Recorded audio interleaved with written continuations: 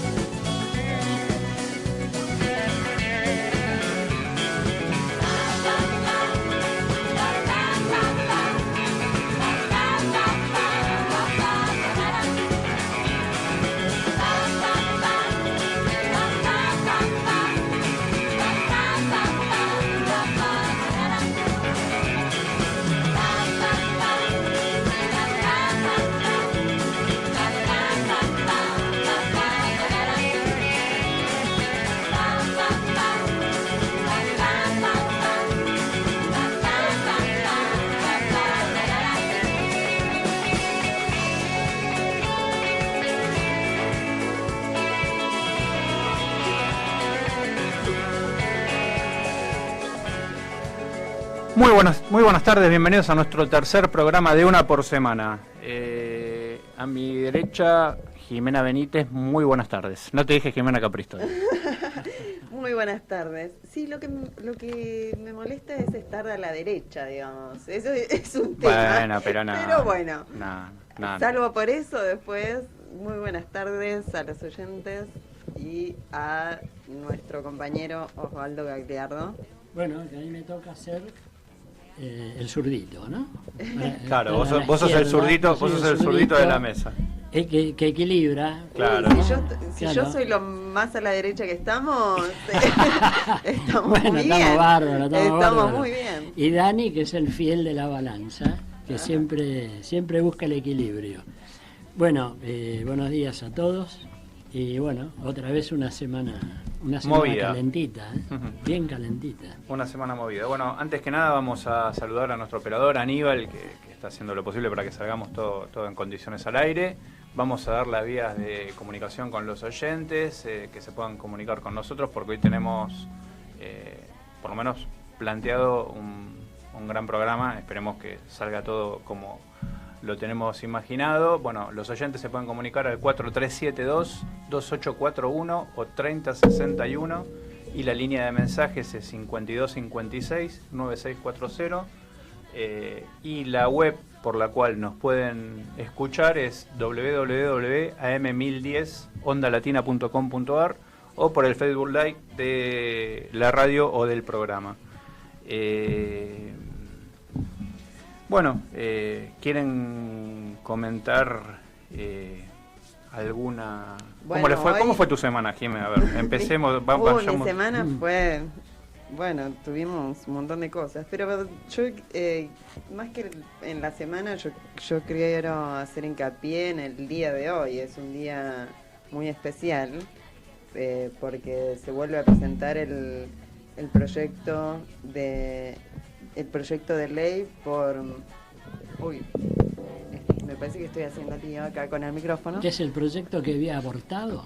El proyecto que había abortado el Senado, ahora lo volvemos a presentar. Es el proyecto de ley para la interrupción voluntaria del embarazo. la verdad que es un día muy emocionante para todo el movimiento feminista y en realidad yo creo que esto ya traspasa, es transversal a muchas ideologías. Así que nada, con mucha ansiedad por lo que va a ser este año, cómo se va a tratar y qué va a pasar este año con el proyecto.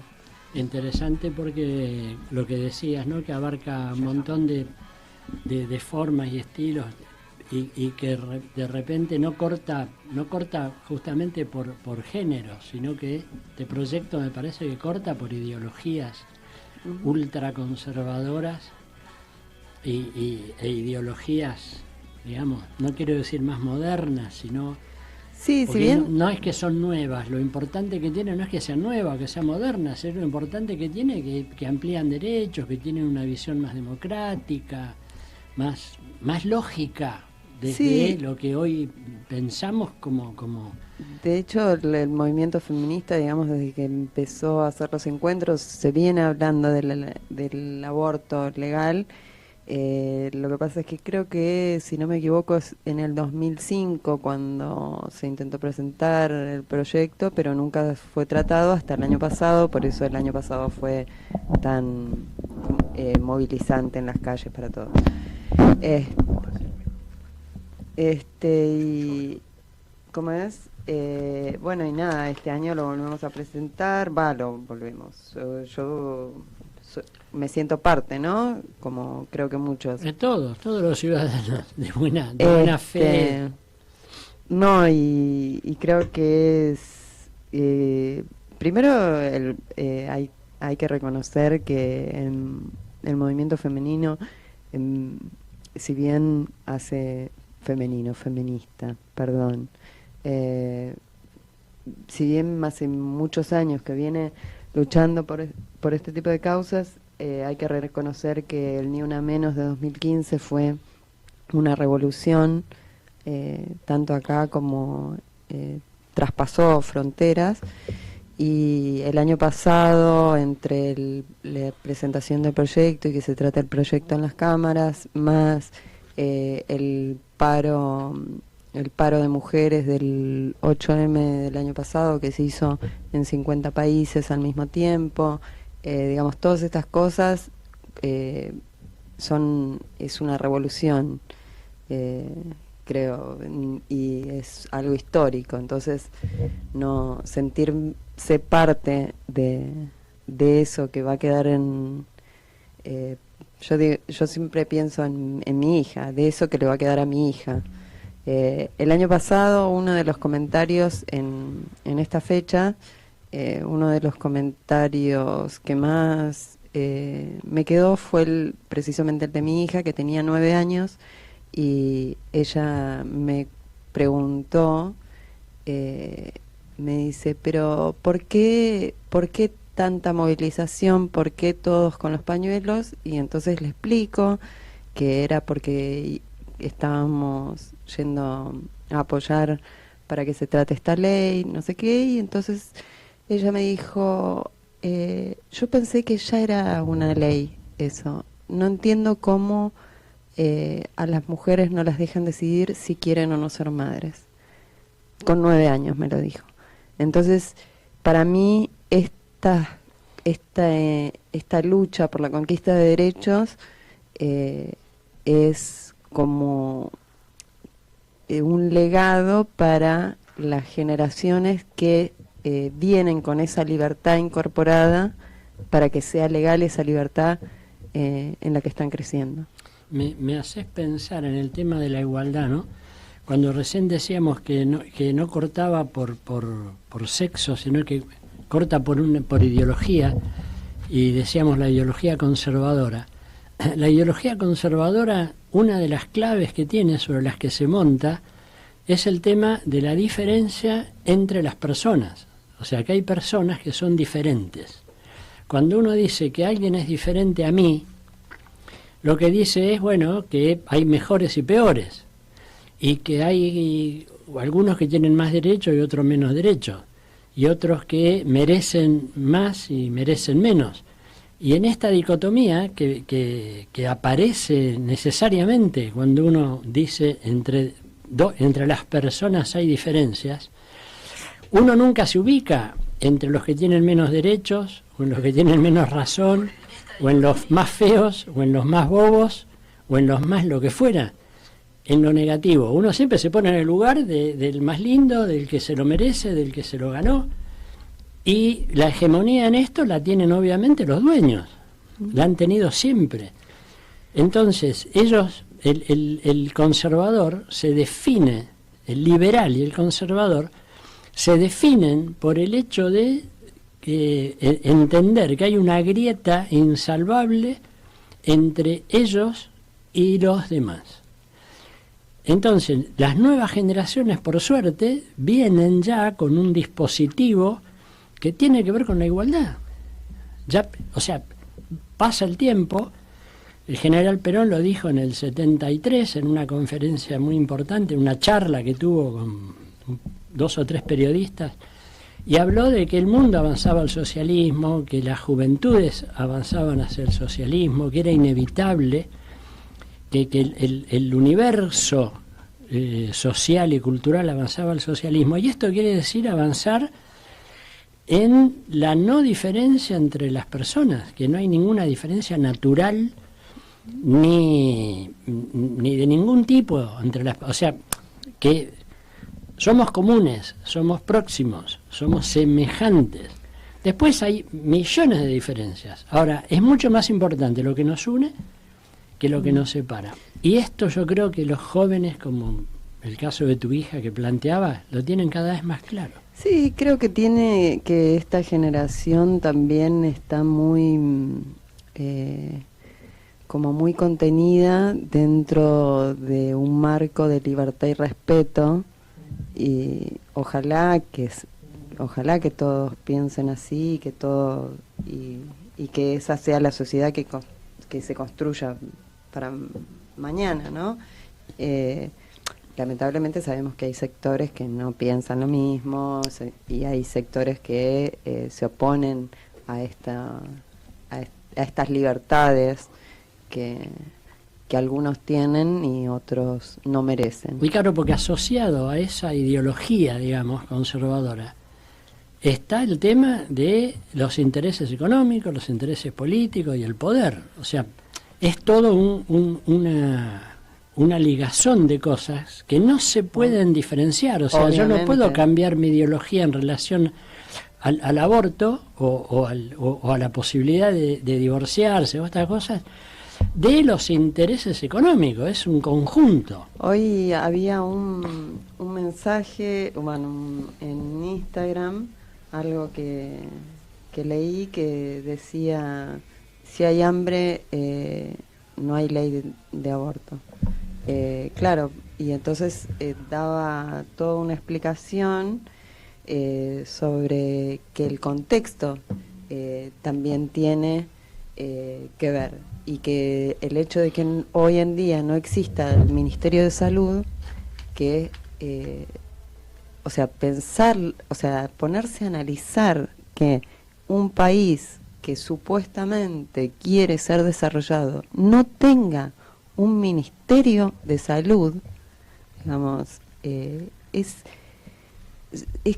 como, no sé cómo explicarlo, es como retroceder 50 pasos. Que no tenga de salud, de ciencia y tecnología. No, ni hablar, que no tenga un montón de... Pero, industria, un ministerio de industria. Hablando específicamente de este tema, digamos, ¿cómo, en qué contexto, digamos, vamos a tener una ley de abortos legal, seguro y gratuito, donde no tenés un ministerio que pueda contener a esas mujeres, que pueda darle apoyo psicológico, que pueda que la ESI se aplique? Ahí también tiene que ver el Ministerio de Educación, pero bueno, que la ESI se aplique en las escuelas, que después se pueda realizar los abortos en los hospitales públicos o en tu casa con misoprostol.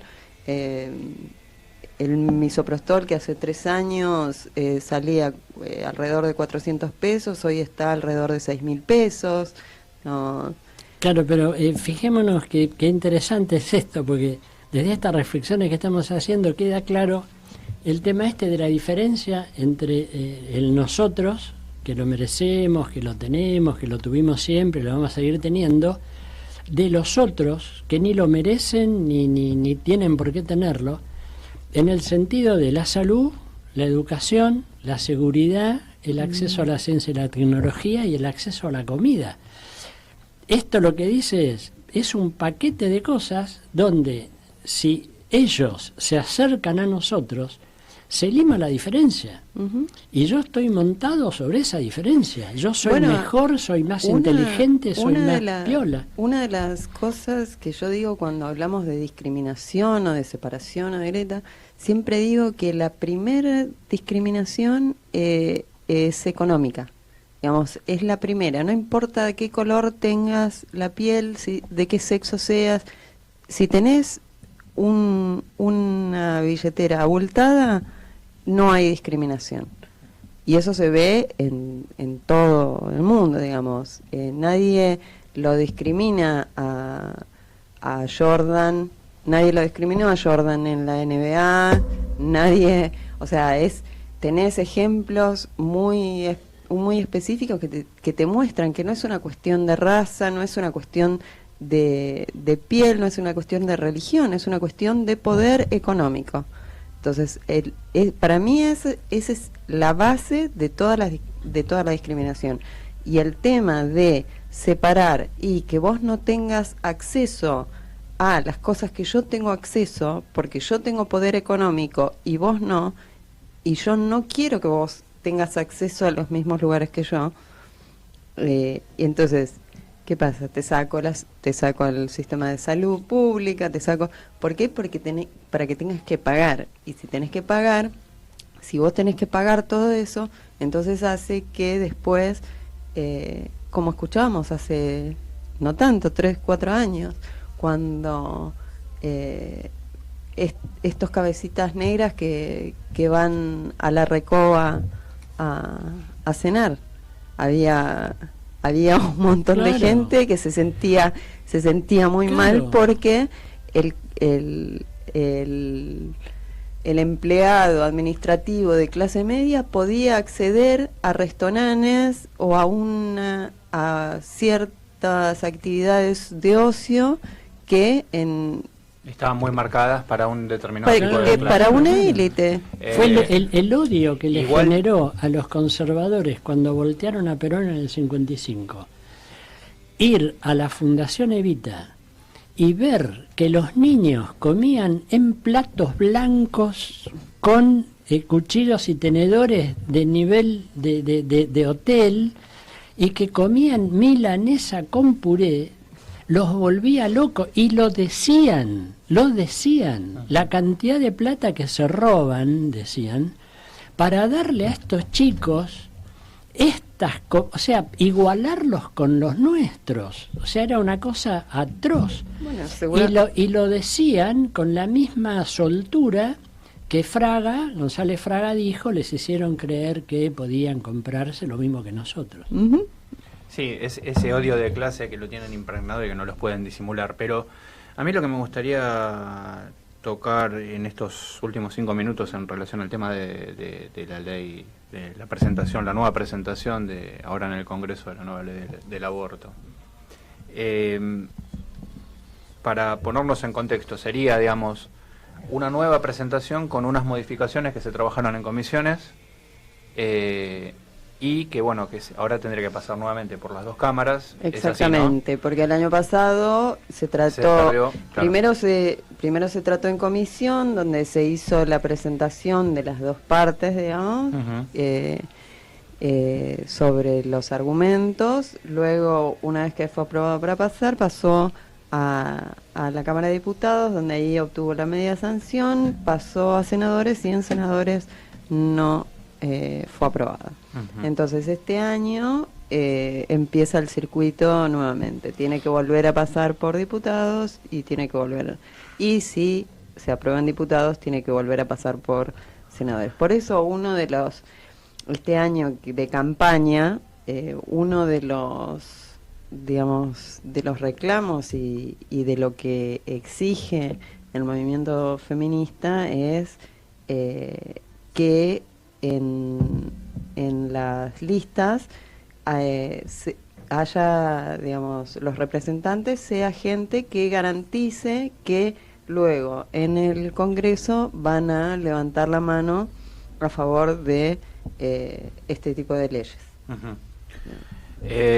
Sí, lo que, digamos, recordemos que la ley no se aprobó por muy pocos votos en el Senado, fue una decisión bastante ajustada, y bueno, si pasa nuevamente estas instancias, si no vuelve a ser aprobada, ya creo que queda definitiva, o sea, por lo menos por un tiempo ya no se podría volver a tocar el tema de la ley, ¿o estoy equivocado?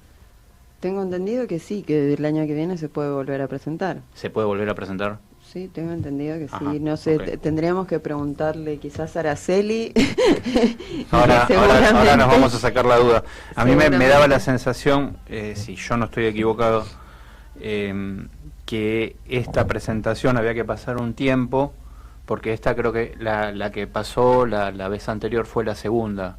Y creo que... No, en realidad la ley se viene presentando desde el 2005. Uh-huh.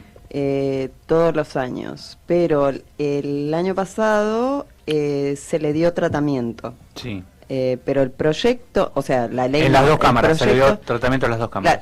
Claro, primero en la comisión, sí, para que pueda pasar a diputados. A diputados. Pero el proyecto de ley se viene presentando todos los años. Uh-huh. La diferencia fue que el año pasado se habilitó para el debate dentro de la Cámara de Diputados. Uh-huh.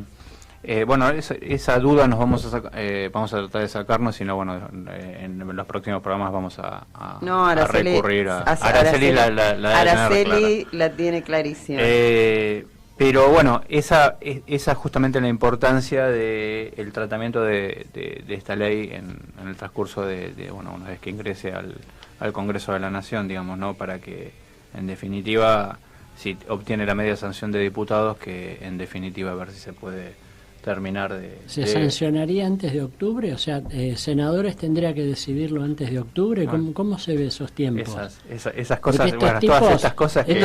Claro, por una cuestión electoralista, el año pasado fueron capaces de hacer todo el verso de que en diputados lo aprobaban y qué sé yo, uh-huh, y lo pusieron a Lipovetsky, el impresentable de Lipovetsky, a pilotearla y a decir y los penatos, sí, no nos olvidemos de los penatos, haciendo un discurso que reconozco que el discurso del cierre de los penatos fue muy bueno, sí, pero digamos, sabiendo que hay que recordar también que los penatos levantó la mano para un montón de recortes que se hicieron el año pasado, con lo cual, digamos, si vos estás a favor de recortarle a los jubilados, después no me vengas, sí, o sea, podés dar un discurso muy épico, pero la verdad es que hay que tener coherencia, digamos. Yo reconozco que el discurso fue muy emotivo, pero la falta de coherencia, por esto que decíamos antes, no, si hay hambre en un país, ¿qué estamos discutiendo? Si no hay Ministerio de Salud, ¿qué estamos discutiendo? Uh-huh. Vamos, tiene que haber un montón de cosas alrededor, sí, no es solo esta ley. Digamos que se insista con esta ley es también poner sobre la mesa de discusión un montón de otras cosas. Es poner en la mesa de discusión el patriarcado, es poner en la mesa de discusión la distribución de recursos, es poner en la mesa de discusión la falta de un Estado presente, es poner en la mesa de discusión un montón de cosas que este gobierno trata de quitar de la mesa. De hecho, digamos, para simplificar, el gobierno el año pasado, una de las cosas que decía era que esto no era político, ¿no? Que esto no era una discusión política, la ley del aborto. No. Entonces, No. Digamos, partiendo desde esa de postura. No es para... No, porque creo que ni siquiera lo ven como de salud, creo que ellos lo ven... No, es que para ellos político es peyorativo. Cuando ellos quieren hablar de algo negativo, hablan del Estado y de la política. Político es todo, muchachos.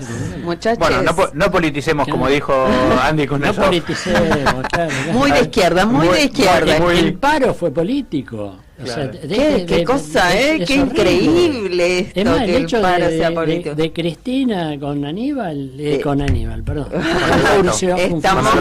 Con el Alberto es político. Es político. Cuando quieren ensuciar algo le dicen que es político, me encanta. Bueno, le vamos a pedir a Aníbal que vayamos al primer tema del programa y volvemos con nuestro segundo bloque.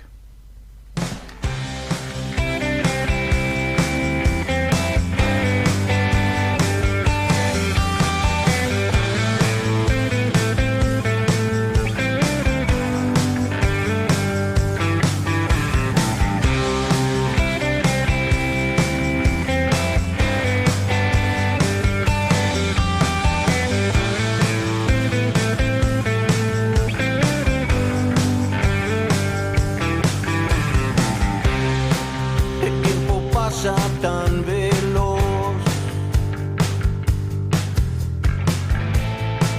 y así se escapa esta vida. Siempre será el mismo final, mendigo rey o servidor, y así el cuento se termina.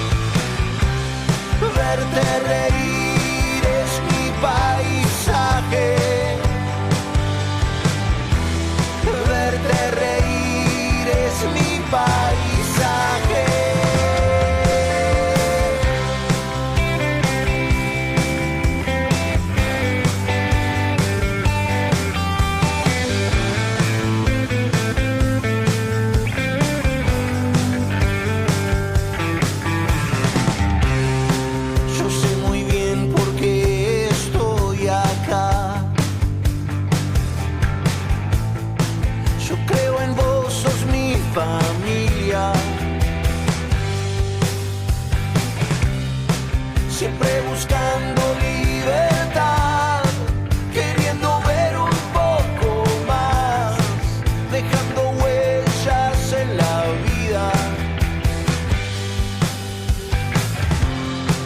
Hoy tan sencillo puedo ver, sos lo mejor de esta vida.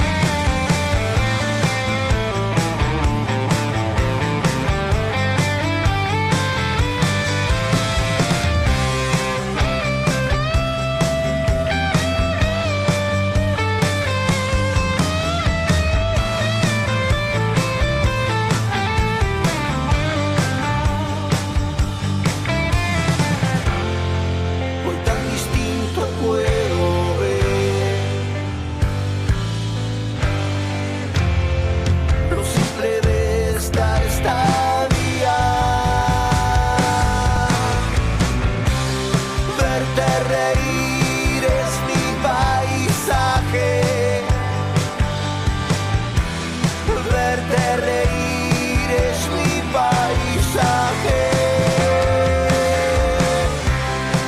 verte reír es mi paisaje. En este viaje sos un tibio resplandor.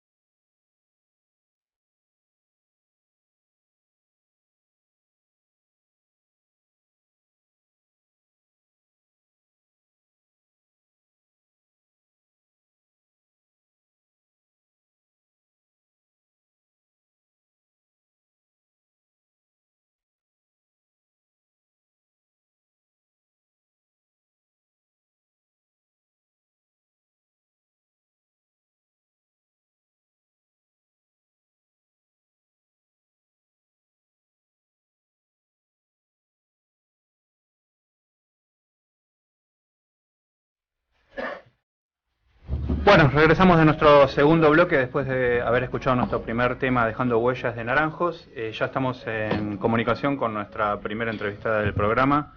Es historiadora, escritora y es periodista argentina. Estamos en comunicación con Araceli Bellota. Muy buenas tardes, Daniel Luna de Una por Semana. Hola Daniel, ¿cómo estás? Todo bien. ¿Vos nos escuchas bien, Araceli? Yo te escucho bien. Ah, perfecto, perfecto. Ahora sí, ahora sí. Bueno, Araceli, antes que nada, muchísimas gracias por tu comunicación con nuestro programa. No, al revés, gracias a vos por llamar. Bueno, Araceli, a ver, la semana pasada pasó la semana de mayo, específicamente el 25 de mayo, y queríamos que nos des un poco tu visión de la diferencia, ¿no?, de los 25 de mayo que fueron con el gobierno de Néstor y Cristina y con el de Mauricio Macri, que fue este año, digamos. ¿Qué sensación tenés? Bueno, es una fecha patria más que el gobierno desprecia, ¿no? Esto lo ha hecho desde el comienzo,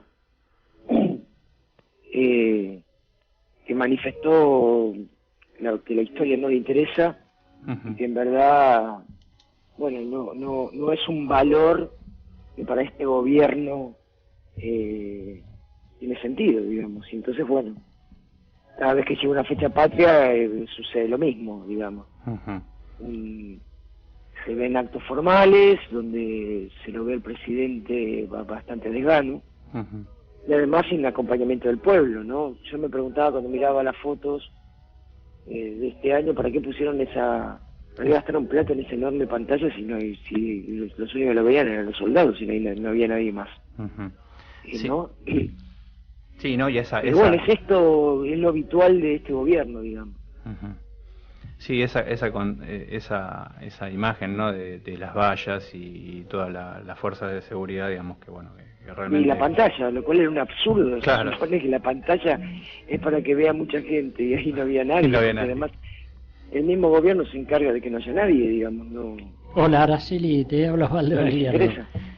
Me hiciste pensar, probablemente la pantalla estaba para que la gente la mire, lo que había que mostrar era la pantalla, no la gente mirando la pantalla. Claro, es que no había nadie. Bueno, pero para ellos es un digamos. símbolo de la comunicación poner la pantalla. Pero si no estás ahí, lo ves por la televisión. Claro, Realmente claro. suena bastante absurdo. Que por digamos. televisión se vea la pantalla, eso que ya para ellos era lo importante. Era realmente una contradicción en sí misma, no se entendía para qué habían puesto eso ahí, digamos. Claro. Pero digamos que es la actitud de siempre, digo, lo hemos visto incluso en el Bicentenario del 9 de julio, en la Independencia, no había casi nadie en Tucumán, es más, con actitudes realmente absurdas, como por ejemplo mandó a sacar la naranja que estaban en los árboles. Viste que en Tucumán es común que hay naranjos, hay naranjas en esos árboles.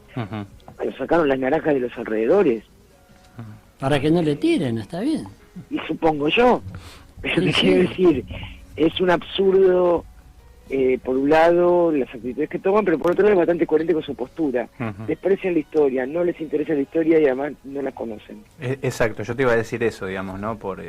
Me parece que esto expresa una brutalidad misma de ellos, ¿no? Pero, digamos, te quiero aprovechar a vos, Araceli, porque yo vi en un portal tuyo de una maravillosa carta que mandó Cosme Argerich a un amigo en Uruguay. Me gustaría, por favor, que nos ilustres algo de esa carta sintéticamente. Sí, los que lo quieran leer pueden entrar en presentedelahistoria.com, ponen carta de Cosme Argerich y va a salir. Es un texto muy lindo que apareció, que lo descubrió Vicente Fidel López, uno de los primeros que escribió nuestra historia, el hijo de López y Planes, el autor del himno nacional. Y que, bueno, él escribió su historia argentina básicamente con los relatos de tradición oral que su padre le hacía, su padre y los amigos de su padre, etcétera. Bueno, y él cuenta en uno de sus escritos que una vieja esclava tenía en un baúl esta carta, que él la recuperó, y en la cual, bueno, Cosme Argerich, que era médico, fecha esa carta 25 de mayo de 1810, 9 de la noche. Entonces le va contando a este amigo que estaba en la banda oriental todos los sucesos del día, ¿no? Y cuenta, bueno, la emoción de los que integraron la primera junta, cómo fue el juramento, y luego los festejos populares, ¿no? Exacto. En las calles y cómo se iluminaban las casas desde adentro, obviamente porque no había luz eléctrica. La dificultad para mantener las velas prendidas porque había viento. Bueno, cuenta todo eso y sobre todo transmite la alegría al pueblo de ese día, ¿no? Y también, bueno, obviamente dentro de tu portal, y te escuché también en algunos lados, saber, bueno, que vos dijiste cuánto costó la Revolución de Mayo y en qué se gastó esa plata de la Revolución de Mayo, que realmente era como yo te decía, que me parecía extraordinario que esto se sepa, porque realmente no creo que lo sepa mucha gente, y comentaba acá con mis compañeros que era un placer poder, ojalá hubiera uno podido tener una profesora de historia como vos o como varios, así como para poder empaparnos de estas historias, ¿no? De la verdadera historia. Y lo que pasa es que esos datos te dan carnadura, ¿no? Porque cuando te cuentan la historia pareciera que son como postales fijas, ¿no? Y que no había sentimientos y que no había las cosas normales, cotidianas que pasan en la vida de todos los seres humanos, digamos. Y bueno, obviamente tuvieron que hacer gastos, 523 pesos fuertes con 3 reales, creo que es la cifra exacta. Entonces es un documento que está en el Archivo General de la Nación, ¿no? Entonces ahí ves en qué iban gastando las cosas. Gastaron en trasladar escaños de la iglesia de Santo Domingo y de la iglesia de San Francisco para meterlas dentro del cabildo para que se pudieran sentar, digamos, ¿no? No tenían suficientes lugares. Entonces tuvieron que trasladar esos escaños para que se sienten. Lo que costó las velas para iluminar los pasillos del cabildo, los piolines para atar los faroles, el catering, o sea, 10 botellas de vino generoso y otros vinos de Málaga, lo que costó pegar los bandos, porque bueno, para comunicar al pueblo lo que pasaba había que pegar bandos. Claro, yo me pregunto, Araceli, si esto no fue el inicio de la corrupción, del mal gasto de los bienes del erario público en estas cuestiones populistas, ¿no? No. Eran cuestiones necesarias. Digamos, si no pegabas bandos, entonces la gente no se enteraba de otra manera. Claro, pero acá seguro que hubo sobreprecios, ¿eh? No. Fue poquito lo que gastaron. Fue probable que el 20% de acá fueran sobreprecios. No sé si no habría que pasarle el tema a Bonadío para que lo investigue. No, a Carrió te hace la cosa. Carrió enseguida. Sí. Claro, pero digamos, gastaron en eso, gastaron en catering, digo yo ahora, que entonces no sé si así, obvio, ¿no? Sí. Pero bueno, las galletas, me encantó. Galletas. Y libras de chocolate. Y después gastaron también por ahí hubo sobreprecio. 3 relojes que mandaron a hacer especialmente para regalárselos a los primeros oficiales que fueron la guardia de la primera junta. Ajá.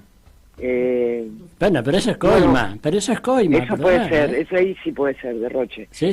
Pero después, digamos, que fueron esos gastos que también te dan un poco la imagen de nada, cómo se vivía y de cómo también para hacer política en aquellos tiempos necesitabas plata, porque bueno, si no, no era imposible hacer todo lo demás.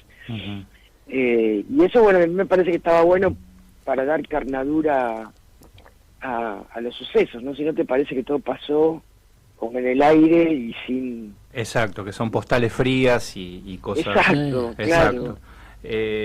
Araceli, bueno, ahora te voy a traer un poco a la actualidad, digamos, política.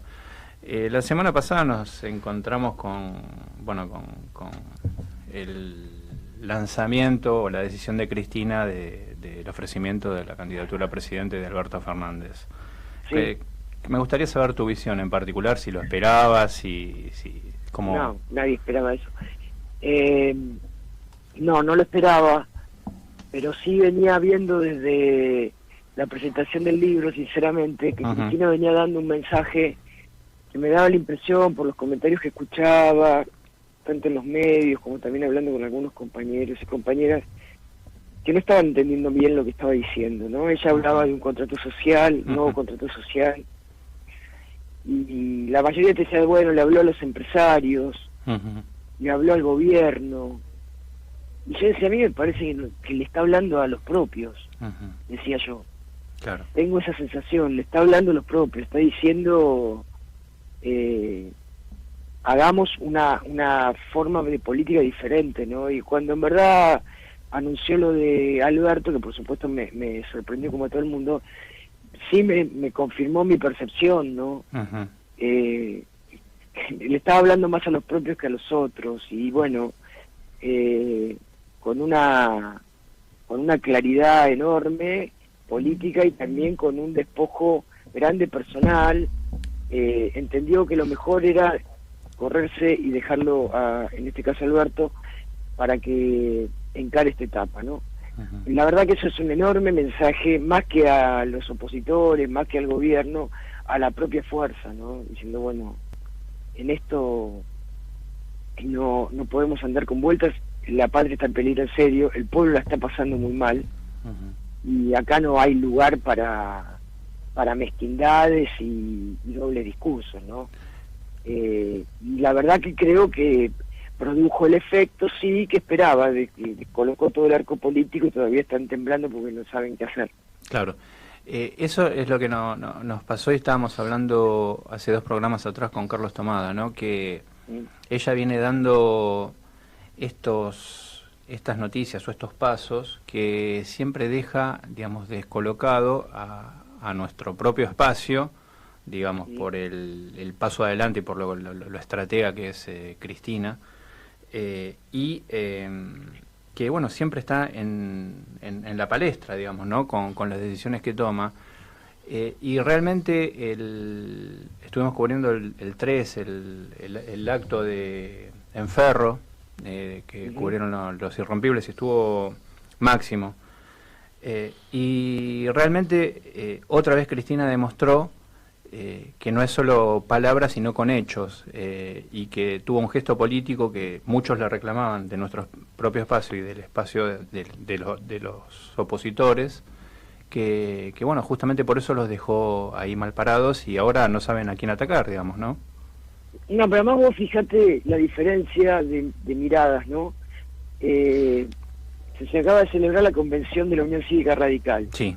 Donde iban a discutir si seguían o no seguían en Cambiemos, etcétera, con los resultados que todos sabemos en en la práctica de lo que está pasando y cómo le está pasando el pueblo, digamos, ¿no? Sí, sí, sí. Y los trabajadores particularmente, y los que menos tienen particularmente también. Y vos fíjate la actitud de la Unión Cívica Radical. Terminaron accediendo a quedarse en Cambiemos. ¿Por qué se quedan en Cambiemos? Y porque quieren asegurar los cargos que tienen. Que le han dado bastante poco, ¿no? Digamos, también entre paréntesis. Exacto. Como dijo ahí una mujer radical que con su discurso, ¿no? La que abrió el paraguas. Pero en verdad vos fíjate Lucía, que están Lucía Alberti. Lucía Alberti, correcto. Y en verdad lo que están poniendo adelante son los cargos que tienen, no la construcción o el encontrar la solución para que lo que nos pasa y para que podamos vivir mejor. No es eso lo que están discutiendo. Incluso la señora esta, que habló con mucha sinceridad, por lo que pude percibir, aún así ponía, lo primero que decía es: nos han tirado migajas, nos han tratado... nos han pateado. ¿No? Sí. Nos han pateado, nos han dejado en segundo lugar. ¿Y eso qué tiene que ver con lo que le pasa al pueblo? Bueno, fue terriblemente llamativo. Lo que le pasa al pueblo. Fue terriblemente llamativo esto que decís vos. A mí realmente yo escuchaba los discursos y no podía entender cómo lo autorreferencial, el hecho de decir lo que le hicieron, lo que este gobierno le hizo a la Unión Cívica Radical, que la dejó de lado, que la ninguneó, que el problema fue justamente lo que le hicieron al... Ahora, la palabra lo que le hicieron al pueblo, hambre, jubilados, niños, no existió. No solamente eso, sino además en cuanto fuimos cómplices para que este gobierno le haga esto al pueblo. Exacto. Porque es eso, digamos, son parte de esta construcción. Y sin embargo lo que les preocupaba era lo que les hicieron, ¿no? Digo, realmente la mezquindad de una mirada y la amplitud de criterio de la otra es abismal. Realmente impresiona, ¿no? Porque además, todos sabemos, los votos los tiene Cristina, no los tiene Alberto. Claro. Alberto no tiene ni siquiera territorio. De manera que es una jugada, me parece a mí, de inteligencia política, pero también de sensibilidad política y de sensibilidad social, ¿no? Que los otros no tienen. Sí, y vos sabés que te iba a decir, en base a lo que estás comentando, vos sabés que Moró hizo un llamamiento antes del Congreso, justamente antes de que se realice este Congreso de la Unión Cívica Radical, y que reflexionen y que den un paso, digamos, que vuelvan al espacio, la UCR tenía la última oportunidad de volver a subsanar por lo menos el error y de reconocer un poco la realidad, que era lo que estabas planteando vos, digamos, la realidad de la gente, y no estar mendigando cargos que son migajas, porque realmente si hay algo que despreció el macrismo y Cambiemos fue que utilizó todo el aparato de la UCR y los dejó de lado, digamos, ¿no? Bueno, por eso también te da la pauta de cuál es el criterio político de la Unión Cívica Radical. Para ellos la política es tener cargos. Para el peronismo la política es una herramienta para cambiarle la vida al pueblo. Exactamente. Esta es la enorme diferencia. Exacto, como fue históricamente. Como fue históricamente siempre, ¿no? El peronismo. Exactamente. Digo, pero en algún momento, allá lejos de ese tiempo, el radicalismo también tenía esa sensibilidad. La perdió, ¿no? Se murió Irigoyen y la perdió, no la recuperó nunca más. Exacto, hace muchos años. Hace mucho, por eso te digo, allá lejos de ese tiempo. Digo, pero la verdad que se ha convertido en un partido que ya, yo no sé si puede seguir diciendo que es un partido popular. Popular no lo es. En verdad se ha convertido en un partido, casi una agencia de trabajo, te diría, para que los dirigentes y los militantes suyos tengan algún carrito. Y Araceli, ¿qué? Eso sí, perdón. ¿Qué? Y después los corruptos es el peronismo, ¿eh? Sí, siempre los corruptos y los que usufructúan de la función pública son los peronistas. Son los peronistas, sí, exacto. ¿Qué sensación tenés, Araceli, con relación al resto del peronismo y al sindicato? Bueno, ya yo escuché determinadas opiniones, por ejemplo, de Daer, que dice que va a apoyar la fórmula Fernández, que la verdad que es un poco, digo que sí, que me alegra que apoye, y por otro lado te digo que no, tengo una contradicción muy grande con eso, pero bueno, en este caso lo importante es sumar gente al frente y bueno, después se irá viendo, digamos, ¿no? Lo importante es sacar estos tipos del gobierno. Pero ¿qué sensación tenés? Porque con esta decisión de Cristina me parece como que se dio un paso, ¿no? En el tema que de... no les queda más remedio. Claro. Digo, a ver, con esta decisión de Cristina, no les queda más remedio. El problema de la Cristina, bueno, listo, Cristina no es. ¿Y el resto del peronismo? Lo mismo, no les queda más remedio. Si vos escuchabas hablar a los que se dicen peronistas, que yo creo que tampoco ya lo son, de Alternativa Federal, no sé cómo se llaman. Los racionales. Bueno, sí, los racionales, los educados, los limpios. Republicanos. Bueno, esos ya no tienen más excusa. Entonces, ya no es el problema Cristina, entonces. Ya es el problema de una postura frente a la realidad del país, y es una postura frente a la deuda, es una postura frente a los poderes económicos, es eso ahora, ya quedó como claro. Entonces, me parece que, bueno, nada, se ubicarán donde puedan, donde quieran. Esta fuerza todavía le está diciendo que tiene las puertas abiertas, pero me da la impresión que a medida que pasan los días y se van tornando cada vez más ambiguos, cada vez menos espacio tienen en este lado, ¿no? Porque ya es muy difícil de sostener. Y hoy yo estaba leyendo que, bueno, Duhalde, Scioli, Moreno, y estaban esperando a Massa para conformar un gran bloque y competir en las internas, aparentemente con la fórmula Fernández-Fernández. Y está muy bien, que vengan a competir, está muy bien. Si eso es lo que... por intermedio de Pichetto, me olvidé, por intermedio de Pichetto. ¿Cómo? Por intermedio de Pichetto también, que fue el nexo. Que vengan, que está muy bien. Es la forma de construir política, y es la forma de decidir los candidatos en una fuerza democrática. Que lo hagan, por supuesto, está muy bien, y esto es lo que está diciendo el Partido Justicialista desde hace un montón, y también lo estuvo diciendo Cristina todo el tiempo, que compitan. Decían Cristina no va a competir. Cristina va a competir con una fórmula encabezada por Alberto, digamos. Pero bueno, que vengan, confronten propuestas, confronten ideas, y que sea el pueblo el que decida. Está muy bien. Sí, no, yo lo veo saludable. Lo que no lo veo saludable es esta demora, ¿no? Esta indecisión de esta parte, que honestamente la considero bastante oportunista, digamos, pero bueno. Y bueno, es que cada vez que pasa el tiempo, se ubican en un peor lugar, porque digamos, ahora yo escuchaba cuál era la dificultad de Massa.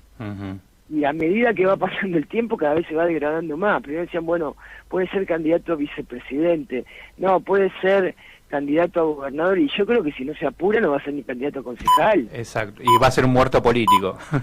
Y además de un muerto político, porque queda en evidencia, muy en evidencia, que entonces la cuestión no es una cuestión política, no es una cuestión de mirada de gestión, porque además en esto también hay que reconocerle esto a Cristina. Cristina, más que pensar en ganar una elección, que por supuesto piensa en eso, también piensa cómo se va a gobernar después. Exacto. ¿No? Exacto. Y entonces, bueno, esta es la diferencia también entre dirigentes que tienen la experiencia de gestión y una real vocación de poder, entendiendo el poder como la herramienta para cambiar la vida del pueblo, de dirigentes que tienen la política como esta cosa de la tranza, a ver dónde mejor me pongo. Si vos no tenés la real perspectiva de gobernar, y bueno, sí, podés decir cualquier cosa, ¿viste? Podés decir, no le paguemos el Fondo Monetario Internacional alegremente, podés decir lo que se te ocurra. Ahora, cuando vos tenés vocación real de gobernar y de no mentirle al pueblo, ya entonces tus posturas son diferentes, ¿no? Y creo que esto es lo que cada vez queda con mayor evidencia en esta situación, ¿no? Bueno, Araceli, por último, y antes de agradecerte obviamente la comunicación con nosotros, que siempre es un gusto hablar con vos, me gustaría que nos hables de tu agrupación 19 de febrero y que nos cuentes un poquito de tus actividades, porque quiero saber de tus actividades. Bueno, es una pequeña agrupación que hemos armado en en Moreno, que es donde vivo, en el pueblo de Francisco Álvarez, que nos hemos reunido un grupo de vecinos y vecinas porque estábamos muy preocupados de no perder el municipio. Este municipio lo gobierna un intendente peronista, pero que en verdad, a partir de los acontecimientos desgraciados que se vivieron aquí, sobre todo la muerte de Sandra y Rubén con la explosión de las escuelas, de la escuela, y luego la suspensión de clases, y luego toda la enorme lucha que están dando todavía los directores de las escuelas, los docentes, las familias, y el intendente realmente no ha aparecido ni ha acompañado toda esa lucha. Bueno, esto ha generado todo un malestar en este distrito y nos preocupaba perderlo, ¿no? Y entonces, bueno, a partir de ahí nos agrupamos y fuimos tratando de colaborar en lo posible, y últimamente lo que hicimos fue formar un frente de mujeres, se llama Mujeres Unidas de Moreno. 4 de ellas tienen vocación de competir como candidatas a intendenta para poder enfrentar unas PASO, que hasta ahora nada se ha dicho si va a haber o no las iba a haber. Pero bueno, nosotros hemos trabajado de manera tal que tenemos esa propuesta, y además con también una propuesta no solamente de ganar las elecciones, sino también de tratar de inaugurar una forma diferente de hacer política, ¿no? Que es lo que te hablaba antes. Claro. Extrañamente, y esto produce mucho asombro aquí, 2 de estas compañeras han lanzado su candidatura, y cada una que lanzaba la candidatura, todas las demás iban a apoyarla. Entonces no se entendía, dice, ¿cómo puede? Araceli, ¿te puedo molestar un segundito? Porque nos están matando, nos van a matar con el tema del noticiero. ¿Nos aguantás un minutito y volvemos? Dale, ¿Volvemos? ¿cómo no? Gracias, Araceli. Flash de noticias. Flash de noticias. Nacionales. Reunión de gabinete. Stanley pidió lograr una justicia independiente y que investigue. Sobre todo esto que tiene que ver con el respeto a las instituciones. Me parece que como país necesitamos una justicia independiente que investigue, y acá es donde claramente se ven 2 modelos distintos. Un modelo que respeta las instituciones, un modelo transparente, contra un modelo que pretende manipular a la justicia y que claramente fue corrupto. Me parece que lo importante acá es poner el tema en discusión, que se puedan escuchar las diferentes voces y que salga del Congreso, que es donde justamente estamos todos representados, el mejor proyecto posible. Política. Ramos Padilla. Stornelli no es el eje de la investigación. Se apunta a una asociación ilícita con alcance nacional e internacional. El juez de Dolores, Alejo Ramos Padilla, rompió el silencio. En un reportaje antes de ingresar a su despacho, el magistrado habló sobre el expediente del caso en el que citó al fiscal federal de la causa Cuadernos, Carlos Stornelli. El fiscal no es el eje de la investigación. La causa va más allá de Stornelli, explicó Ramos Padilla. Aclaró además que el avance del expediente que lleva no afecta a otras causas como la de los cuadernos de las coimas K. Internacionales. Donald Trump reafirmó la potencia militar de Estados Unidos frente a China. Nuestro ejército quedará para siempre en primer lugar. El presidente estadounidense Donald Trump reafirmó hoy martes, durante una visita a un navío militar estadounidense en Japón, la potencia temible de Estados Unidos frente al auge de China en el último día de su visita de 4 días al país. En un discurso ante 800 soldados uniformados dentro de un buque de asalto anfibio estacionado en la base naval estadounidense de Yokosuka, Trump les aseguró que forman parte de los más temibles guerreros estadounidenses en esta parte del Pacífico. El ejército estadounidense quedará para siempre en primer lugar, declaró Trump. Hasta aquí la información. Esto fue Flash de Noticias en tu radio. En cualquier momento volvemos con más noticias. Flash de Noticias. Desde la ciudad autónoma de Buenos Aires transmite AM 1010 Onda Latina. Sonido e imagen hacia los 4 puntos cardinales del planeta Tierra. La calle Corrientes se transforma. Ahora, entre las 19 y las 2 de la mañana, vamos a tener más espacio para caminar y disfrutarla. Más iluminación, nuevos espacios verdes y carriles exclusivos para transporte público. Vení a vivir la nueva calle Corrientes. Juntos, estamos transformando la ciudad. Buenos Aires Ciudad.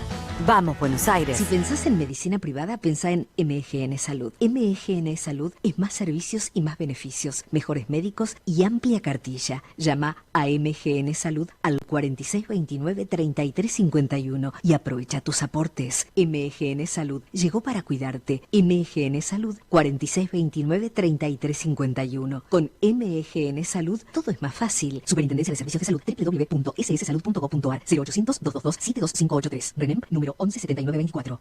Visítanos en nuestra página web www.am1010ondalatina.com e interactúa con nosotros. Aprovecha las tasas preferenciales en plazo fijo que te ofrece Banco Ciudad. Constituílo por Home Banking en forma rápida, sencilla y segura. Consulta condiciones en bancociudad.com.ar. Banco Ciudad, te quiere ver crecer. Estudio Jurídico Fernández y Pacheco. Honestidad y eficiencia. Especialistas en accidente de tránsito, familia y laboral. Avenida Corrientes, 1296. Quinto piso, oficina 56. Teléfono 4381-0519. 4382-1049. Ahora te podés descargar a tu celular nuestra aplicación desde Play Store. Búscanos como AM1010 Onda Latina y escuchanos estés donde estés. Volvemos a nuestra programación habitual. Volvemos a Onda Latina. Fin de espacio publicitario. Hola. Araceli, ¿estás por acá? Sí, se cortó. Sí, se cortó. Ahora está bien. ¿Me escuchas bien? Sí, yo te escucho bien. Bueno, muchas gracias por esperarnos, pero bueno, nos mataban con el tema de la tanda y las noticias. Todo bien. Bueno, nos estabas contando que hay un grupo de mujeres que están con intenciones de verdaderamente de participar ahí en las internas de ahí de Moreno, ¿no? Sí, así es. Una de ellas es María Fernández. Otra de ellas es de Patricia Rosenberg, creo que son las dos que más posibilidades tienen. Y bueno, eso, estamos tratando de que los candidatos en Moreno y las candidatas se puedan definir en paso, ¿no? Perfecto. Y te queremos hacer una consulta hoy, que es un tema relevante, que es la presentación nuevamente de la ley del aborto hoy en el Congreso. Lo que teníamos dudas acá era, obviamente se va a presentar y se tiene que tratar, obviamente, con estos cambios que se les hicieron tanto en diputados como en senadores. Ahora, en el caso de que no se apruebe la ley, ¿hay alguna posibilidad de volver a presentarla o no? Esa era la duda que teníamos realmente nosotros, que no sabíamos. Sí, se vuelve a presentar hace 14 años que la vienen presentando ininterrumpidamente la campaña, ¿no? Ajá. Que es la que está a cargo de esto, y hace 14 años que la están presentando. Digamos, y se va a volver a presentar y se le van a presentar todas las veces que sea necesario hasta que se apruebe, porque además más tarde o más temprano, y yo creo que más temprano que tarde se va a terminar aprobando, ¿no? Ok, bueno, eso era lo que nos Hola, Araceli, soy Jimena Benítez, te saludo. Hola. Estuviste hablando con mis dos compañeros. Sí, yo les contaba que desde el 2005 se viene presentando la ley.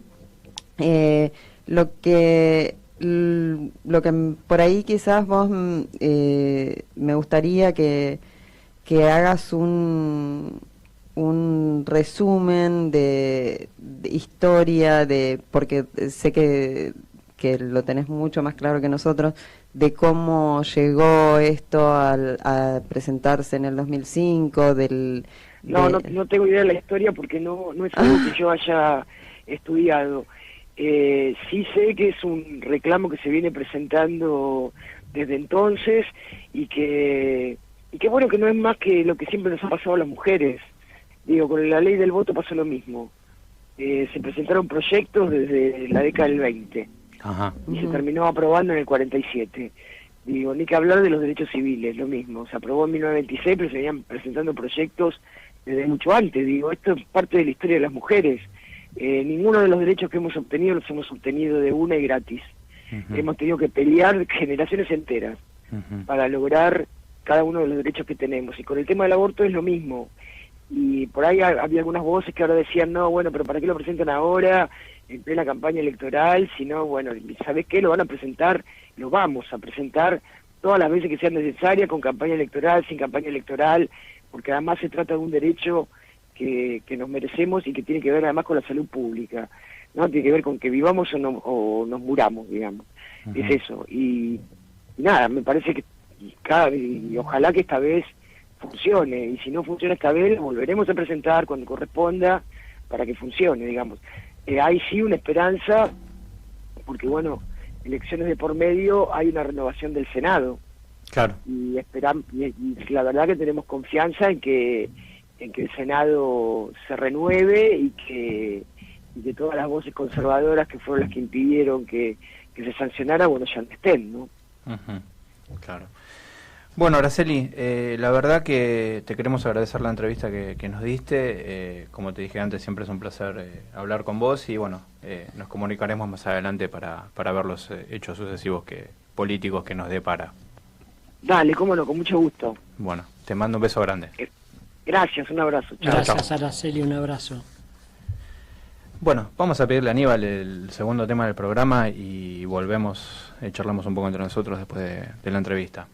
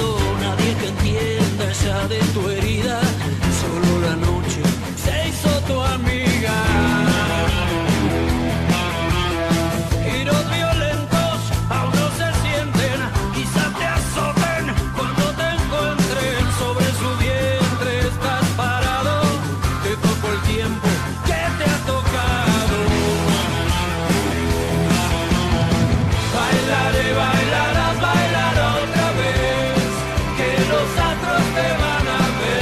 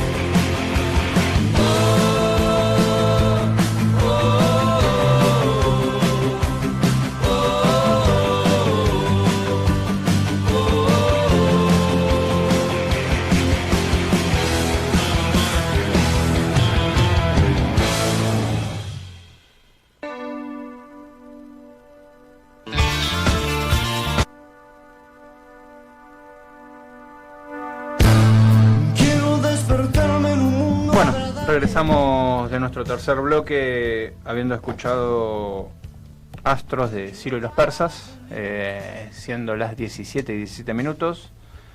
Bueno, después de haber escuchado, que siempre es un placer, ¿no? Araceli Bellota. Gran placer.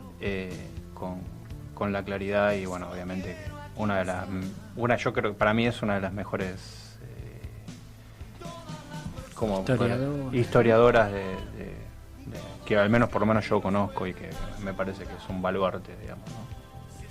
Sí, un gran valor junto a Piña, junto a Norberto Galazo, o sea, esos tipos que hacen un revisionismo interesante, pero siempre basado en documentos que están en el Congreso o que están afuera, que están muchas veces en Estados Unidos. Con fuentes reales, con fuentes reales, fidedignas, exacto, con fecha y que no es poca cosa. Bueno, Osvaldo, ahí medio como que nos introdujo Araceli, nos dejó picando, ¿no? El tema de lo del Congreso del radicalismo, digamos. Fue realmente una maravilla. Tiró una frase recién Araceli que fue maravillosa, que dijo: a partir de que se murió Irigoyen, el radicalismo dejó de ser un partido.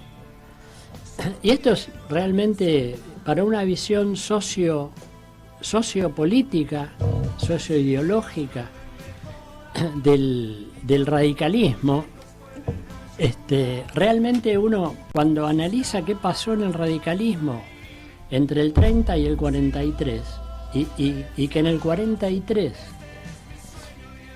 lo que forja, bueno, lo que ahí yo te iba a decir, digamos, más allá de lo que dijo Araceli, digo, también hubo en esos años hasta el 43 esas nuevas cabezas, nuevas mentes que realmente eran unos iluminados porque tienen vigencia desde su mismo, ¿no? Claro. Scalabrini Ortiz, Homero Mansi, Arturo Jaureche, ¿no? Jaureche, o sea, esos tipos. O sea, ¿qué pasaba? El radicalismo se estaba fracturando ya entre el 30 y el 43. Se fue fracturando entre los alvearistas y los irigoyenistas. O sea, que en realidad eran los personalistas, que eran irigoyenistas, y los antipersonalistas, que eran los anti-irigoyenistas. Ahora, pensar un radicalismo anti-irigoyenista o anti-alemista es como pensar un peronismo antiperonista, o sea, un peronismo antiperón, ¿no? Aquello que intentó hacer Bandor, o bueno, muchos peronismo otros. Sin Perón. Peronismo sin Perón, o un peronismo hoy sin Cristina, claro, sin el kirchnerismo. Bueno, eso sí te lo escucha determinados representantes, mucho no le va a gustar. Sí, que son los sectores conservadores, que no entienden, justamente no entienden la evolución, así como no la quisieron entender. Los nuestros hoy no lo pueden entender por una cuestión quizá de una parálisis dogmática, ¿no? En aquel tiempo los alvearistas no lo querían entender porque eran realmente conservadores, que habían infiltrado al Partido Radical. Ahora, cuando todos los radicales irigoyenistas, que realmente son los verdaderos radicales, se unen al laborismo, que después se convirtió en peronismo, después del 45, pero entre el 46 y el 45 son los radicales los que más apoyan la conformación del peronismo y lo apoyan a Perón. Y ahí, ¿qué pasa? Se produce la primera fórmula peronista, que está en el ADN del espíritu peronista, que es la fórmula Perón-Quijano. Cuando uno dice, ¿quién era Quijano? Era el presidente de la Unión Cívica Radical Junta Renovadora, que eran todos los radicales irigoyenistas, que pasaron a formar parte de las listas de diputados y senadores y aportaron más de 90 diputados y senadores. O sea, lo que quiero decir es que el radicalismo radical, el radicalismo hijo de Irigoyen y de Alem, se fundió dentro continuó en el movimiento nacional y popular que ellos encarnaban hasta ese momento, y que representaba las clases medias, cuando apareció la clase obrera, esos que realmente luchaban por la igualdad, por la apertura, por los derechos, por el reconocimiento de los derechos, reconocieron los derechos de todo el pueblo y se fundieron. Siguieron dentro del movimiento nacional y popular, dentro de lo que podríamos llamar una segunda etapa del movimiento, que fue encarnada por Perón. Entonces le llamamos peronismo, pero se puede llamar justicialismo. Es una segunda fase del movimiento nacional y popular. De hecho, ¿cómo se repite la historia? Porque esos grandes líderes dentro de lo que eran los que nombramos recién fueron marginados de la Unión Cívica Radical, porque decían que eran traidores y denostados obviamente, ¿no? Claro. Ahora, que el análisis sociológico, sociopolítico de esto es, ahí realmente se murió, se muere Irigoyen físicamente, pero en realidad lo que se muere es se apaga el irigoyenismo dentro del Partido Radical, que sigue siendo un representante alvearista y pierde todos los contenidos que tenía realmente el radicalismo. Claro. Se convierten en algo así como un partido opositor al movimiento nacional y popular, que estaba obviamente representado por el peronismo. Y son también antipersonalistas. O sea, siguen siendo, como eran anti-irigoyenistas, se convierten en antiperonistas y hoy son anti-kirchneristas. O sea, hay una identidad en el Partido Radical que queda en realidad como un sello de goma, como una cáscara, donde adentro pasan a militar, digamos, o a participar los sectores antipueblo, antipopulares, anti, porque se definen por ser anti. Y lo que les ha dado identidad en los últimos 70 años ha sido ser antiperonista, porque vos borrás el peronismo del mapa y la Unión Cívica Radical no existe. Del 45 en adelante, la Unión Cívica Radical solo ha tenido una identidad por reconocerse antiperonista y por tener una pátina de partido republicano, demócrata. Ahora, uno analiza la historia real y vos decís, ¿qué hicieron en el 45? Cuando el peronismo ganó con el 55% de los votos del pueblo. No fueron a la asunción de Perón. Entonces, son demócratas, son republicanos, no fueron. En el 55, ¿qué hicieron? Apoyaron el golpe militar. Y en el 66, ¿qué hicieron? Se presentaron a elecciones, estando el principal partido popular, el que sacaba más del 50% de los votos, atado de pies y manos y proscripto. Y lo volvieron a hacer con Ilia. Entonces uno dice, pero perdón, ¿qué tiene de demócrata? ¿Qué tiene de republicano? Un partido que acepta presentarse a elecciones abiertas por los militares con el principal partido que democráticamente elegiría el pueblo. Entonces es lo antirrepublicano, es antidemocrático, vestido con una pátina y con una enorme cobertura, ¿no? Una enorme protección de los grandes medios masivos y del establishment, que le sigue dando una pátina democrática. Ayer fue maravilloso en la Convención Radical escuchar al presidente del partido, Alfredo Cornejo, que realmente es una exposición para escucharla, para verla, para analizarla sociopolíticamente e ideológicamente. Cuando él decía, tenemos que ampliar la coalición y formar una nueva coalición para derrotar a Cristina Kirchner.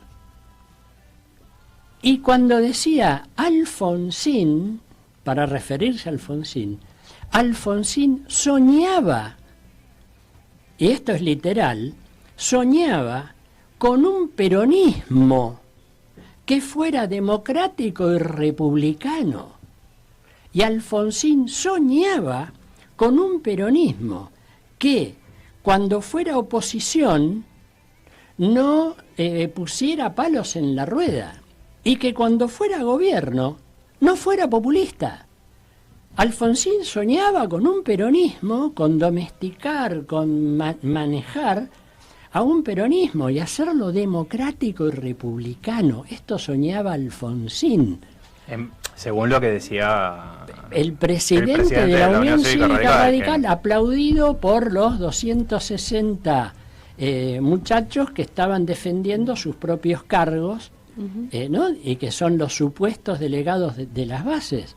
Ahora, uno hoy podría decir, Alfonsín hoy soñaría con un radicalismo que fuera democrático, con un radicalismo que fuera republicano. Y con un radicalismo que acompañe a la fórmula Fernández. Claro, ahora, el radicalismo, lamentablemente, del 45 para acá, siempre estuvo del lado de la derecha. Siempre fue antipopular, antiperonista, antikirchnerista, anti cualquier cosa que tuviera que ver con una representación popular, que les guste o no, en realidad no les gusta no porque estaba Perón, no les gusta porque según ellos es populista y demagógico, que es exactamente el mismo mensaje de la ultraderecha. Con lo cual se muestra un maridaje entre los intereses de la Unión Cívica Radical, que el único interés real que tienen, y lo dijo Brandoni ayer con una claridad total, es derrotar, desaparecer al peronismo. Lo único que les interesa. Lo que pasa es que no se dan cuenta, o sea, en realidad se dan cuenta de que como nunca lo van a lograr, ellos van a sobrevivir. Porque si desaparecen al peronismo, desaparecen ellos. Porque no tienen plan económico, no tienen plan político, lo único que saben hacer es elecciones para derrotar al peronismo. Y aliarse con lo que venga, se aliaron con los golpes militares para derrotar al peronismo. Se aliaron con el PRO ahora para derrotar mediáticamente al peronismo. Que es lo único que les interesa, a ver si pueden... Bueno, esto Félix Luna, o sea, todos los historiadores de corte radical vienen sentenciando la muerte del peronismo del 55 para acá, ¿no? Es interesante la entidad que tiene el radicalismo, que ayer la mostró en una forma casi obscena en todos los discursos que dio, inclusive el mejor discurso de la diputada, exdiputada Lucía Alberti, que fue con el paraguas y dijo, bueno, vine con un paraguas porque estoy preocupada por la lluvia de inversiones. Inclusive esta mujer que se quería abrir de Cambiemos y del PRO, hablaba de los intereses del radicalismo como partido. No dijo absolutamente nada sobre el desastre que hizo este gobierno en relación al pueblo, ¿no? Porque era como decía Araceli, si ellos hablan de un poco de la postura o del papel que tuvo el radicalismo o criticar al gobierno, se estarían autocriticando ellos porque ellos forman parte del gobierno. Entonces, la única postura que tienen eran dos caminos, o tratar de captar el mensaje de Moró que dijo salten, peguen la vuelta por el tema por el bien de la Unión Cívica Radical, por el bien del partido, por el bien... Porque en definitiva yo me parece que es al revés, digamos, el efecto que van a lograr con esto. Vos estabas diciendo recién que los grandes historiadores del radicalismo estaban pugnando desde el año 55 la desaparición del peronismo. Y con lo que van a hacer ellos ahora, al seguir aliados al gobierno, va a ser, en definitiva, casi la desaparición final de la Unión Cívica Radical. Sí. Porque lo único que va a quedar ese sector progresista, irigoyenista, de la línea esa irigoyenista, que bueno, son en este caso los que están en nuestro lado, ¿no? Leandro Santoro, Leopoldo Moró, toda esa... Palazzo, bueno, Sergio Palazzo, digamos, toda esa rama, digamos, que es como decís vos, defiende y pone las banderas en alto de ese radicalismo irigoyenista, digamos, ¿no? Sí, yo igual creo, yo los estoy escuchando atentamente, porque como en mi casa siempre mamé peronismo, me es difícil hablar del radicalismo. Pero, porque a diferencia del radicalismo, los peronistas no son antirradicales. No existe, entonces, claro. En mi casa no se hablaba tanto del radicalismo como seguramente en las casas radicales se habrá criticado al peronismo. Pero yo no creo que desaparezca, o sea, no creo que desaparezca el partido, porque me parece que es como un bastión que ellos llevan de una, digamos, de lo que hablábamos antes, del poder económico, de las clases, digamos. Evidentemente el radicalismo no le aportó ni dirigentes, ni técnicos, ni absolutamente nada al gobierno de Cambiemos, solo le aportó el aparato. O sea, la estructura y el sello del radicalismo. Entonces, que no es poca cosa, claro, porque gracias a eso ganaron las elecciones. Claro, pero es precisamente por eso que para mí no se... Porque yo, digamos, nosotros podemos hablar de desaparición de ciertos partidos socialistas o que se fusionan unos con otros, etcétera, pero cuando hablamos del radicalismo, que es un sello que necesita la derecha para poder presentarse a elecciones y digamos, y decir, bueno, identificarse, digamos, en un bando claramente contrario al sector popular, entonces recurren a ese sello. Y entonces por eso para mí es difícil pensar en una disolución de algo que es un sello administrativo, digamos. Para mí lo van a conservar.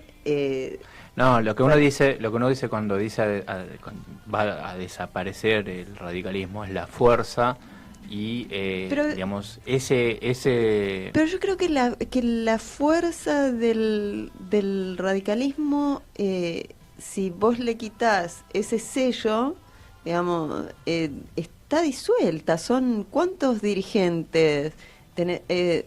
Cuando hablaban recién de la reunión de ayer, Alfonsín se fue antes de que terminara la reunión. Sí, Storani también. Entonces, ¿cuántos varios? ¿Cuántos se fueron? Pero claro, bueno, esos.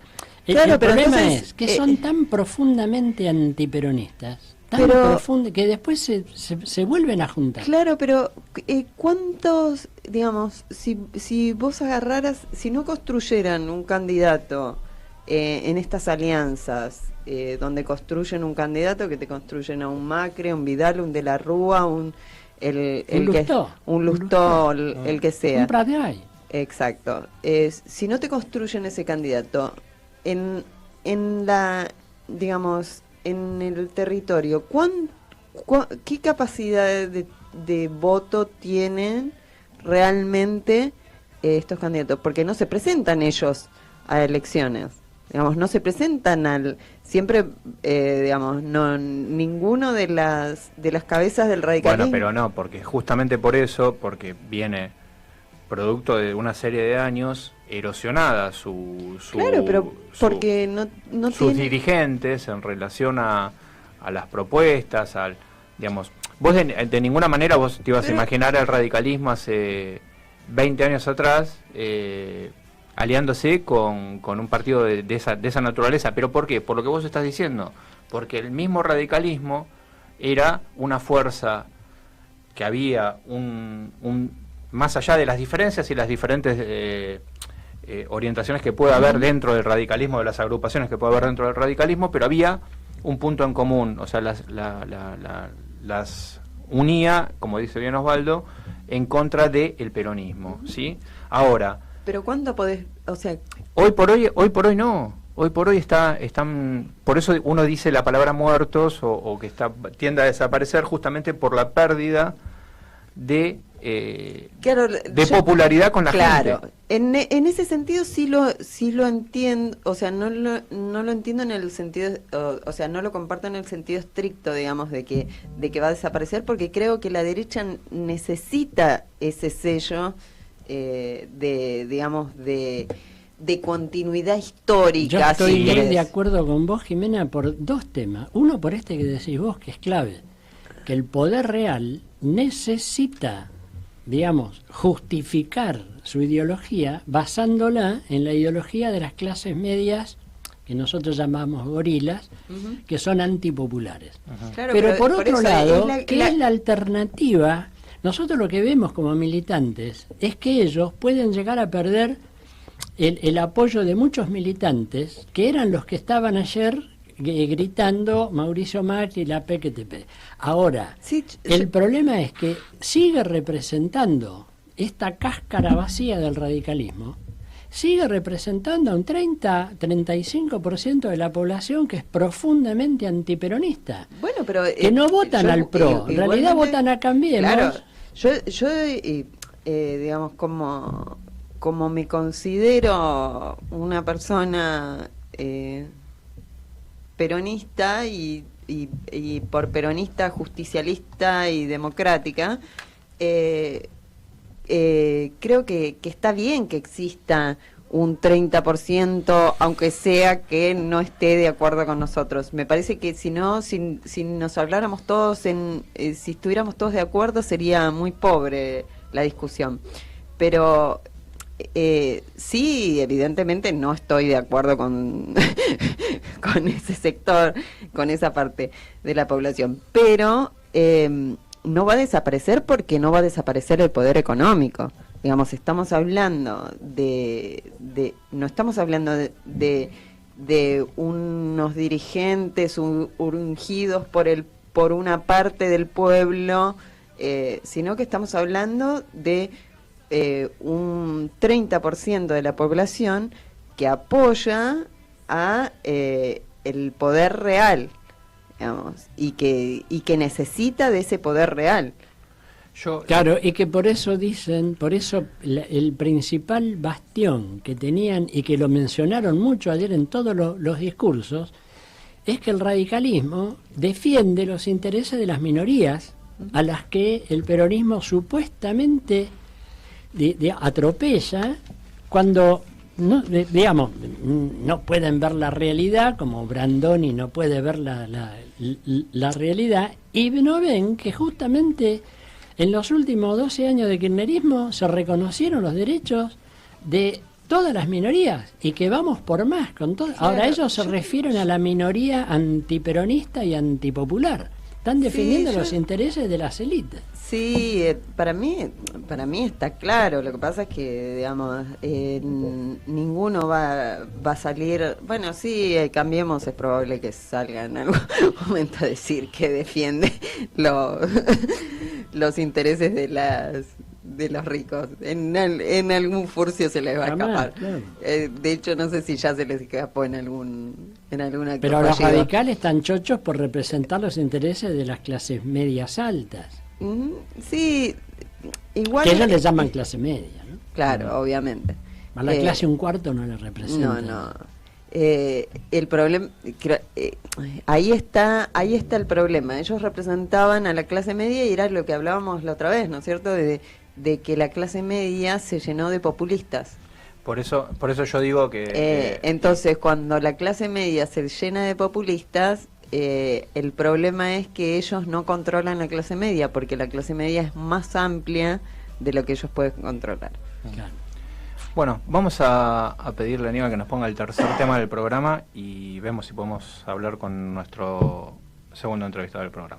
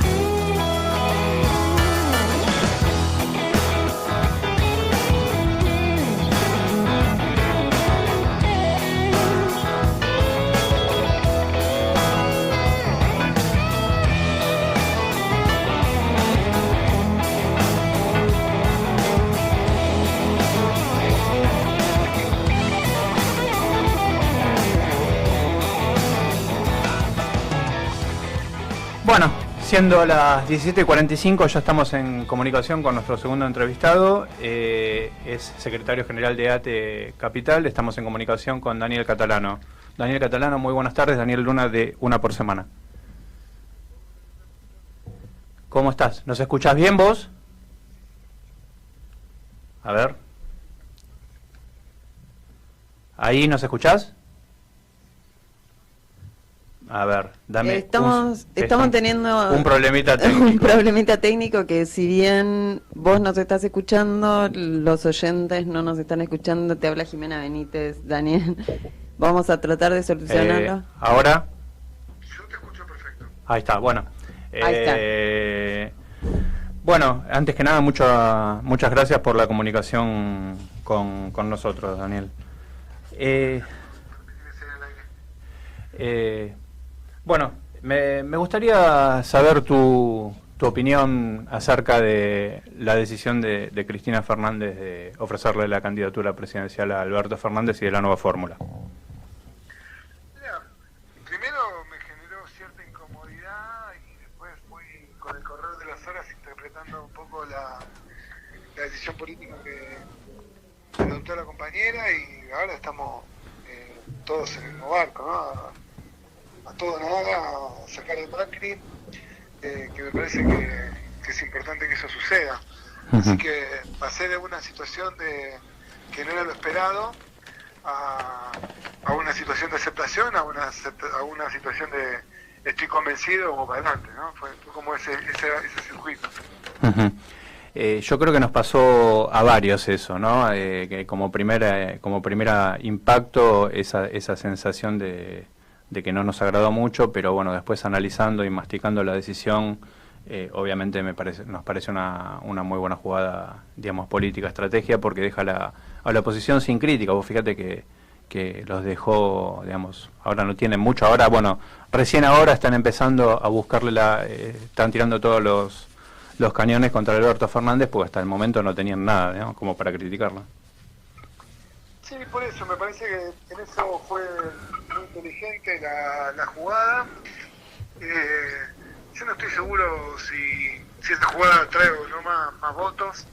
En todo caso, lo que trae es una comodidad para un sector de la población que por ahí no se sentía tan abrazado o abrazado a la propuesta de que ella sea candidata. Pero bueno, hoy por hoy es el momento de avanzar, de trabajar, de salir, de sacar a Macri de la presidencia a través del voto popular, así que hay que trabajar con mucha firmeza y aguantar, ¿no? Hay que aguantar, porque hay una responsabilidad histórica de tratar de llegar en las mejores condiciones al 10 de diciembre, que sería que podrían asumir las nuevas autoridades del país. Sí.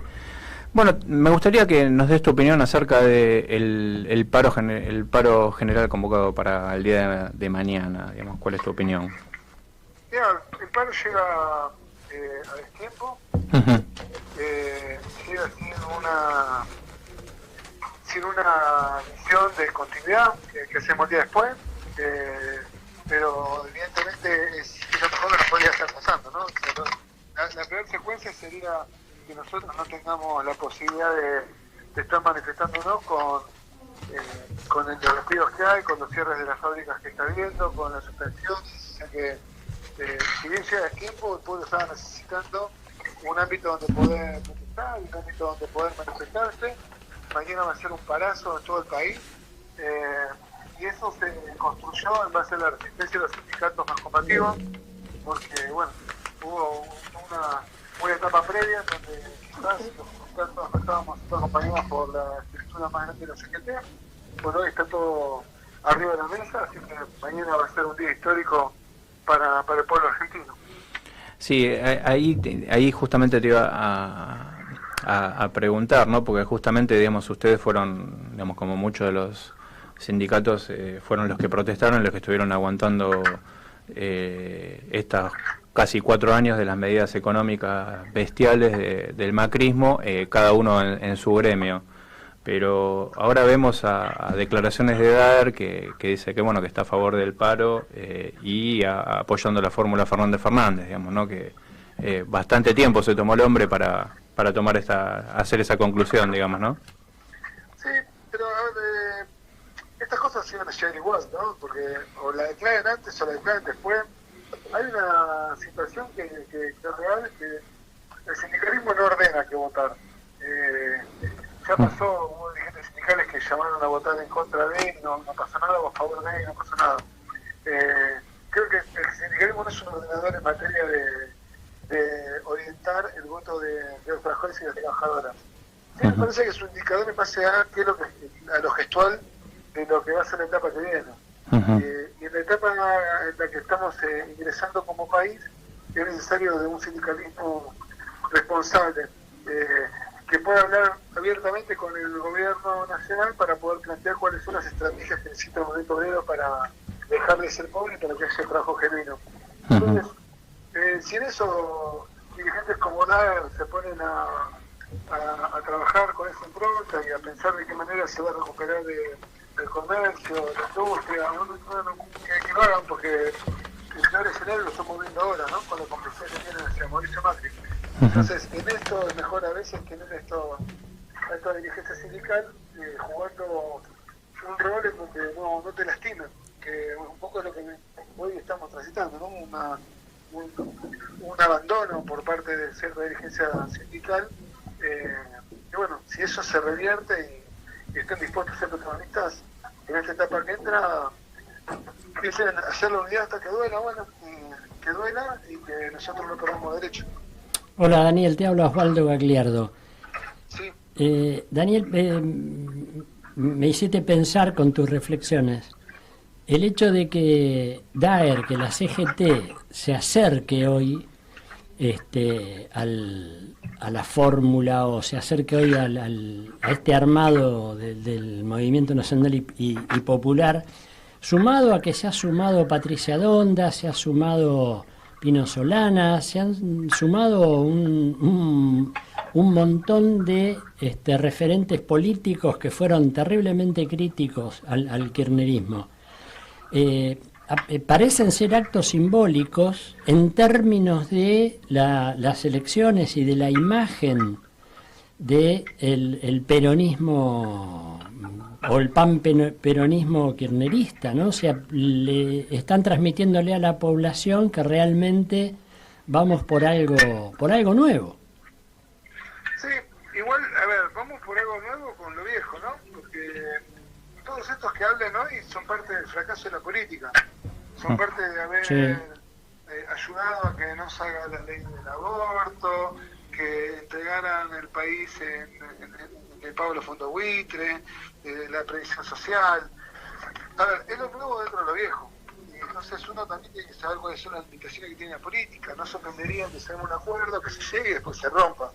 Son los riesgos que en todo caso se tienen que asumir para poder empezar a conducir una nueva Argentina. Hoy lo más importante es que Macri deje de ser presidente de los argentinos porque nos empobreció a todos y todas. Bueno, una vez que se pase esa etapa, habrá que pensar en la reconfiguración del pueblo. Más importante que ver la composición del Parlamento, es ver cómo va a estar la composición del Estado. Nosotros necesitamos que haya un Estado con dinamismo, con firmeza, con políticas universales y que pueda abrazar a los trabajadores y las trabajadoras. Después el Parlamento se va a configurar y a reconfigurar las veces que sea necesaria en base a la correlación de fuerza, las mezquindades y a lo que nos tiene acostumbrado la política. Iremos transitando toda esa etapa. Daniel, te quería hacer una pregunta y básicamente ya más dentro del sindicato tuyo, de ATE.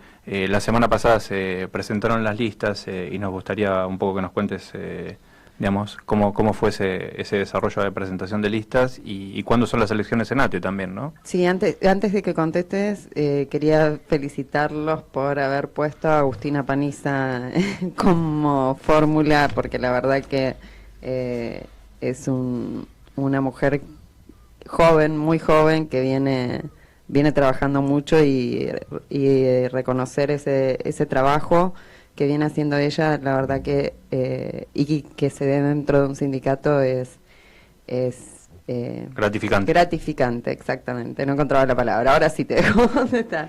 Bueno, mira, Mira, nosotros vamos a votar el 7 de agosto. En todo el país hay 5 listas. En Capital Federal nos animamos a patear el tablero en base a lo instituido, y en eso también es importante reconocer que todos y todas apostaban a que la fórmula se repetía con Manolo Sueiro como adjunto, y hablamos un montón con Manu de la necesidad de poder reflejar lo que estaba pasando puertas adentro de nuestro sindicato y puertas afuera de nuestro sindicato, que es el rol que ocupan las compañeras en los ámbitos de trabajo y en la vida cotidiana. Y bueno, en Agustina encontramos una síntesis de militancia, y nos parecía importante poder iniciar esta etapa con esta impronta, en donde también evaluábamos que no era un lugar cedido por los hombres, sino que es un lugar que asumen nuestras compañeras en base a todo el trabajo que vienen haciendo. Y eso habla del nuevo ATE que nosotros estamos armando y nosotras estamos armando, y la impronta que estamos tratando de dar. Y la verdad que también hay que decirlo que fue muy fácil resolverlo. Es algo que veníamos trabajando estos 4 años, así que fue algo que sucedió por la impronta que tiene hoy ATE Capital, y que esperamos además que eso se pueda ir volcando en el resto de la provincia. En Corrientes también la fórmula es de un compañero y una compañera, en Mendoza también, bueno, en varios lugares del país esto sucede, y la lista nacional, si bien no pudimos contener la participación de compañeras en los primeros lugares por las referencias fuertes de los territorios, hay una lista de paridad con los cargos también importantes ocupados por nuestras compañeras de distintas provincias. Así que bueno, vamos a disputar, vamos a transitar esta etapa. Nos preocupa mucho la coyuntura del país. ATE en esto parece es un mosquito dentro de lo que se debate a nivel nacional. Nosotros vamos a intentar ser facilitadores para que un proyecto nacional y popular vuelva a gobernar nuestra patria, y mientras tanto vamos a ir discutiendo qué sindicalismo podemos llegar a proponer desde ATE Capital y desde ATE Nacional. Bueno, Daniel, se nos está terminando el programa. Ya en otra oportunidad y más cercano a la fecha nos gustaría volver a comunicarnos con vos para específicamente que nos cuentes las propuestas y todas las cosas de la lista que vos encabezás. Así que te queremos agradecer mucho la comunicación con nosotros y estamos en contacto. Muchas gracias, un abrazo. Abrazo grande. Chau, abrazo. Chau. Bueno, nos quedan 2 minutitos de programa. Llegamos al final con entre debates y entrevistas, llegamos al final del programa. Yo casi que me estoy yendo corriendo porque no sé si hay alguien escuchando este programa, pero tengo un secretito. ¿Podemos ir con vos? ¿Quieren venir todos ahora? Obviamente, sabés que sí, ¿no? Invitar. Sabés que sí, no nos dejes afuera. Sí, que es que la jefa está yendo en estos momentos a un lugar muy cercano mío, y bueno, no puedo decir nada, pero... Bueno, nada, no digas nada. Si no puedes decir nada, no digas nada. La jefa hoy, así que me voy a ir corriendo a donde está nuestra conductora. Jefa. Eso es muy populista. Bueno, nada, hoy además de la jefa también es, creo que les agradezco a mis compañeros por haber dedicado el tiempo a hablar sobre el proyecto de ley sobre el aborto legal y gratuito, y nada más, me voy. No quisimos tocar más por una cuestión de tiempo, pero bueno, mañana se cumplían 50 años del Cordobazo que nos hubiera encantado hablarlo con Daniel Catalano, pero bueno, por una cuestión de tiempo no lo pudimos hacer. Así que bueno, los esperamos el próximo lunes. Perdón, yo pido 30 segundos. El próximo martes. Después vamos a charlar eso de que nos agradezcas estar a favor de la ley del aborto, porque eso no corta por Chao, Waldo, nos sacan del aire. Chau. Hasta el próximo martes. Una por semana. Una por semana. Chao, chao. Chau. Que no estén a la altura del conflicto, que piensan que hacen una guerra y se hacen pis encima como chicos que rondan por siniestros. Desde la ciudad autónoma de Buenos Aires transmite AM 1010 Onda Latina. Sonido e imagen hacia los 4 puntos cardinales del planeta Tierra. Flash de noticias. Flash de noticias. Nacionales.